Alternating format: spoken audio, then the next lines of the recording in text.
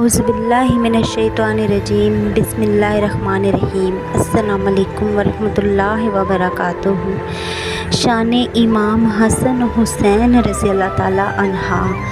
عید کا دن تھا۔ امام حسن حسین رضی اللہ تعالیٰ عنہ اپنے نانا محمد صلی اللہ علیہ وآلہ وسلم کے پاس آئے اور فرمایا، نانا جان، سب کے پاس سواری ہے، ہمارے پاس سواری نہیں، ہم کو بھی سواری پر بیٹھنا ہے۔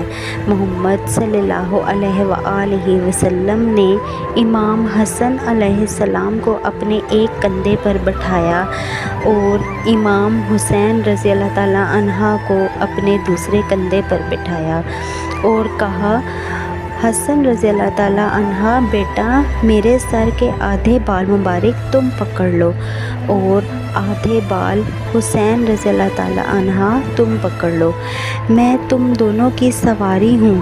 محمد صلی اللہ علیہ وآلہ وسلم اپنے شہزادوں کو کندھے پر بٹھا کر گھر سے باہر آ گئے۔ جب باہر یہ منظر حضرت عمر رضی اللہ تعالیٰ عنہ نے دیکھا تو کہا، اے حسن حسین رضی اللہ تعالیٰ عنہ، تمہاری سواری کتنی خوبصورت ہے۔ اس کے جواب میں محمد صلی اللہ علیہ وآلہ وسلم نے فرمایا، اے عمر رضی اللہ تعالیٰ عنہ، سوار بھی تو دیکھو کتنے خوبصورت ہیں۔ سبحان اللہ، ماشاء اللہ، جزاک اللہ۔